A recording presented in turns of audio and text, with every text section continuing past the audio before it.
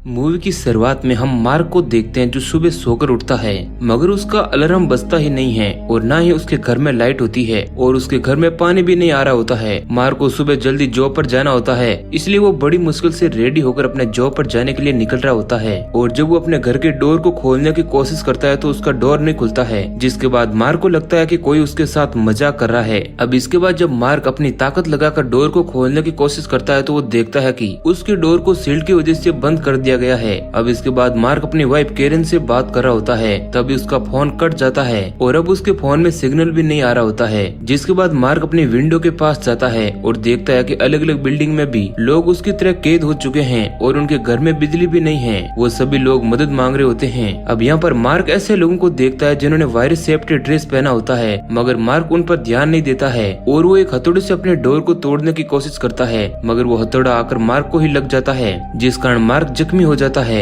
तभी मार्क की दीवार तोड़कर दो लोग उसके घर में घुस जाते हैं, जिसमें से एक आदमी का नाम सेरेगी और उसके छोटे भाई का नाम निक्कू होता है। वो दोनों भी मार्क की तरह उस बिल्डिंग में फंस गए होते हैं। सेरेगी मार्क को कहता है कि वो जो सूट पहनकर बाहर लोग घूम रहे हैं उन्होंने हेजमेट सूट पहना है और तभी वहाँ पर दो और लोग आ जाते हैं जिनका नाम एडन और सेली होता है और वो एक कपल होते हैं। एडन जो है वह सभी को कहता है कि उनकी बिल्डिंग को बाहर से बंद कर दिया गया है और वो ये भी कहता है कि जल्दी कुछ बुरा होने वाला है। अब इसके बाद मार्क के टेलीफोन से आवाज आती है जिसमें कहा जाता है कि जब तक सिचुएशन अंडर कंट्रोल है और सभी लोग अपने घरों में ही रहें और कोई भी बाहर ना निकले। अब ये सुनकर मार्क बहुत ही ज्यादा परेशान हो जाता है। मार्क का बहुत ही खून बह रहा होता है, इसलिए सेली जो है वह पट्टी करती है और उसके जख्मों पर टाँके भी लगाती है, क्योंकि सेली एक नर्स होती है और इसलिए वो ऐसा कर पा रही है। इसके बाद मार्क सेरेगी को अपनी दीवार तोड़ने के लिए कहता है, क्योंकि उसके पड़ोस में एनिड नामी एक बूढ़ी औरत रह रही होती है और जब वो लोग एनिड के घर में जाते हैं तो वो देखते हैं कि वो सो रही होती है और सभी के उठाने पर वो उठ जाती है। अब इसके बाद सभी लोग जो है बाहर देखते हैं और उन्हें हेजमेट सूट पहने लोग दिखते हैं जो कैंप लगा रहे होते हैं और वो लोगों को उस कैंप में रख रहे होते हैं। और फिर से टेलीफोन से आवाज आती है कि आप सभी शांति से घरों में ही रहें, कॉस्मिक गैस फैल गई है। अब ये सुनकर एनिड कहती है कि वो 30 साल से यहाँ पर रहती है, ये सब बकवास है। अब इसके बाद सूट पहने हुए लोगों को जब कैंप में ले जा रहे होते हैं तो एक आदमी जो है भागने की कोशिश करता है, जिसके बाद उसे गन से शूट कर दिया जाता है।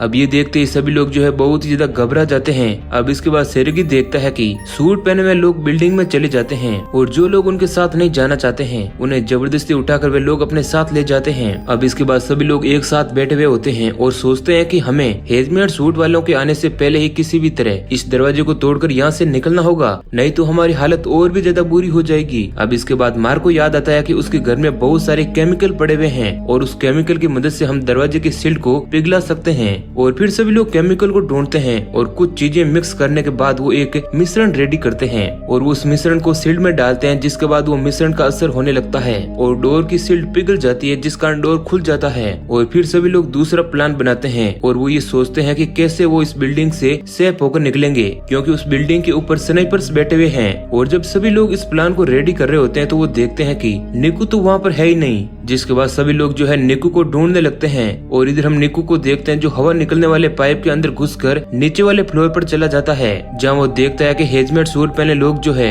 एक औरत को पकड़ने के लिए आए हुए हैं और वो उस औरत को शांत करवा रहे होते हैं, मगर वो औरत शांत नहीं होती है, जिस कारण वो लोग उसे एक इंजेक्शन लगा देते हैं। तभी उस औरत को खांसी आने लगती है और जिसके बाद निक्कू समझ जाता है कि यकीनन हवा में जो है वह कॉस्मिक गैस फैल गई है और फिर वो सूट पहने हुए लोग औरत को अपने साथ ले जाते हैं। मार्क निक्कू को देख लेता है कि वो कहाँ पर है, जिसके बाद वो कपड़ों की रस्सी बनाकर उस रस्सी को उसके पास फेंकता है और जब निक्कू रस्सी से ऊपर आ रहा होता है तो हेजमेट सूट पहने वाले लोग उसे पकड़ देते हैं और अपने साथ ले जाने लगते हैं। लेकिन तभी मार्क और सेरेगी उसे बचाने के लिए उसके पीछे भागते हैं और सेरेगी इतने गुस्से में होता है कि वो एक हेजमेट सूट पहने वाले आदमी को मार देता है। मार्क सेरेगी से कहता है कि बाहर दुनिया में क्या चल रहा है उसका पता लगाने के लिए हमें इस पर्सन को अपने साथ ले जाना होगा। और फिर उस सूट पहने वाले आदमी को मार्क और सेरेगी अपने साथ घर में ले जाते हैं। उसके पास से उन्हें धुएं वाली गैस मिलती है। तभी सेरेगी गुस्से में आ जाता है और वो लोगों को दिखाने के लिए हेजमेट सूट वाले को खिड़की के पास ले जाता है और उस पर एक मैसेज होता है जिसमें लिखा हुआ होता है कि मेरे पास एक कैदी है।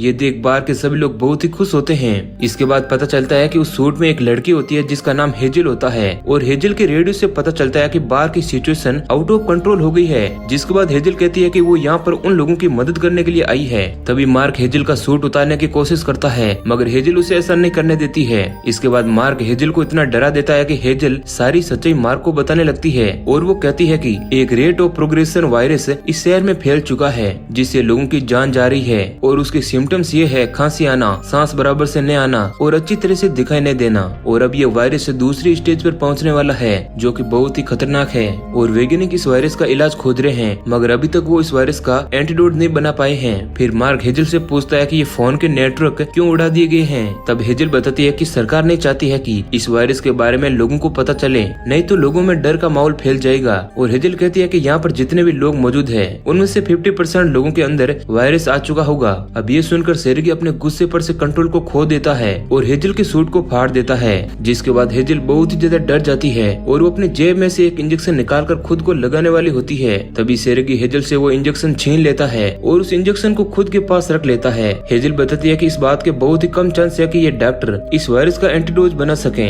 अब इसके बाद रात हो जाती है और सभी लोग बैठे हुए होते हैं। तभी हेजल अपने हाथ की रस्सी खोलकर भागने की कोशिश करती है, मगर सेर्गी उसे पकड़ लेता है और उसे मारने लगता है। लेकिन मार्क सेर्गी को रोकने की कोशिश करता है, मगर सेर्गी मार्क पर भी अटैक कर देता है और वो गुस्से में गलती से अपने भाई को ही थप्पड़ मार देता है और फिर वो झगड़ा वहीं पर खत्म हो जाता है। अब इसके बाद दूसरे अपार्टमेंट के लोग जो है बहुत ही ज्यादा गुस्से में होते हैं और वो सभी मार्क और बाकी लोगों के अपार्टमेंट के पास आ रहे होते हैं, क्योंकि उन सभी को हेजल से बात करनी होती है, क्योंकि उनके परिवार को किस जगह पर रखा गया है उन्हें पता करना होता है। तब हेजल कहती है कि आप सभी लोगों को बाहर के लोगों को अंदर नहीं आने देना चाहिए, क्योंकि वो सभी लोग जो है इन्फेक्टेड हो चुके हैं। फिर सेर्गी और सेली जो है एक मजबूत चीज से अंदर आने वाली जगह को बंद कर देते हैं ताकि वो इन्फेक्टेड लोग अंदर न आ सकें। लेकिन तभी सभी लोग जो है वहाँ पर आ जाते हैं। सेली लोगों को अंदर आने से रोक रही होती है, तभी डोर का कांच टूट जाता है और सेली की गर्दन पर लग जाता है, जिस कारण सेली का बहुत ज्यादा खून बहने लगता है और इसके बाद उसे फिर से घर के अंदर ले जाया जाता है। मगर तब तक सेली का बहुत सारा खून बह चुका होता है। सेजल सेली को बचाने की बहुत कोशिश करती है, मगर सेली अपना दम वहीं पर तोड़ देती है। अब इसके बाद एडन बहुत ही कमजोर हो जाता है और वो खुद को कमरे में बंद कर लेता है। इधर हेजल और मार्क सेली की बॉडी को कपड़ों से ढक देते हैं। अब इसके बाद एडन जो है वह बहुत ही परेशान होता है और वो हेजमेट सूट को पहनकर बाहर निकल जाता है, जिसके बाद मार्क और सभी लोग समझ जाते हैं कि वो एडन है। और तभी इन्फेक्टेड लोग जो है एडन को मेडिकल कर्मचारी समझकर उसे पकड़ देते हैं और उससे एंटीडोट इंजेक्शन मांगते हैं। अब इसके बाद स्नाइपर लोग उन्हें देख लेते हैं और वो लोग जमीन पर शूट कर देते हैं, जिसके बाद वे सभी लोग जो है उस जगह से भाग जाते हैं। और फिर स्नाइपर लोग समझ जाते हैं कि उस सूट के अंदर उनका आदमी नहीं है बल्कि कोई और आदमी है, जिसके बाद स्नाइपर वाले एडन को शूट कर देते हैं और बेचारा एडन वहीं पर मारा जाता है। इधर मार्क और बाकी लोगों को देखते हैं जो बहुत ही परेशान होते हैं। तभी डोर की तरफ से कुछ आवाज आने लगती है। सेर्गी चेकिंग करता है और उससे पता चलता है कि बाहर के लोग जो है उनके घर के अंदर घुस रहे हैं, जिसके बाद अंदर के सभी लोग वहाँ से निकलने का डिसाइड करते हैं। मार्क जो है हेजल को अकेले वहाँ पर छोड़कर नहीं जाना चाहता था, इसलिए वे हेजल की मदद करता है, मगर सेर्गी को ये अच्छा नहीं लगता है,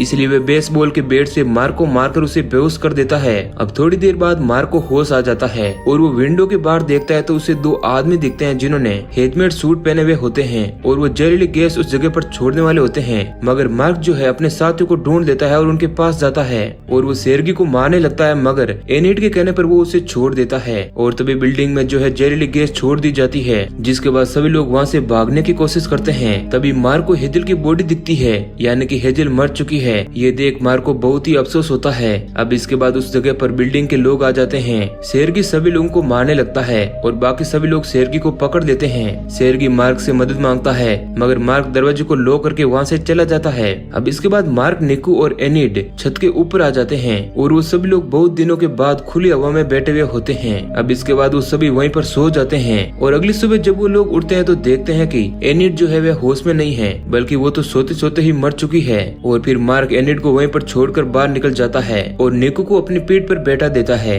और उसे आंख बंद करने के लिए कहता है। और जब मार्क बिल्डिंग से उतरा होता है तो उसे बहुत सारी बॉडीज दिखती है, जिसके बाद मार्क नीचे आकर पहले तो कैंप के अंदर जाता है और उसे उस जगह पर कोई भी दिखाई नहीं देता है। और फिर तभी एक अनाउंसमेंट होती है जिसमें कहा जाता है कि अगर डॉक्टर के अलावा बाहर कोई भी दिखाई दे तो उसे जान से मार दें। जिसके बाद मार्क हेजमेट सूट पहनकर वहाँ से निकल जाता है। तभी एक आदमी वहाँ पर आ जाता है और वो उस बच्चे को पकड़ देता है। वो आदमी मार्क को मेडिकल कर्मचारी समझ लेता है, क्योंकि उस आदमी की वाइफ की मौत हेजमेट सूट वालों की वजह से हुई होती है। मगर वो बच्चा उसे चकमा देकर मार्क के पास आ जाता है और वो आदमी मार्क को चाकू से मार देता है, जिस कारण मार्क बहुत ही जख्मी हो जाता है। और फिर मार्क एक प्लेग्राउंड में आकर बैठ जाता है और वो निकू को फोन देता है और वो निकू से कहता है कि तुम यहाँ से जाओ, मैं जल्दी इस फोन की मदद से तुमसे मिल लूंगा। जिसके बाद निकू वहाँ से जाने लगता है। पीछे मार्क वहीं पर दम तोड़ देता है और फिर दो हेजमेट सूट पहने वाले लोग वहाँ आते हैं और निकू को इंजेक्शन लगाकर बेहोश कर देते हैं और उसे अपने साथ ले जाते हैं। अब इसके बाद जब निकू की आंख खुलती है तो वो खुद को बहुत सारे बच्चों के साथ देखता है और फिर एक आदमी निकू से कहता है कि बहुत ही जल्द सब कुछ ठीक हो जाएगा। और फिर निकू सोचता है कि मार्क को फोन लगाया है या फिर नहीं, और इसी सीन के साथ मूवी एंड हो जाती है। तो दोस्तों ये कहानी अगर आपको पसंद आई है तो वीडियो को लाइक जरूर करना। ऐसे ही और इंटरेस्टिंग वीडियो पाने के लिए हमारे चैनल को सब्सक्राइब करें। धन्यवाद।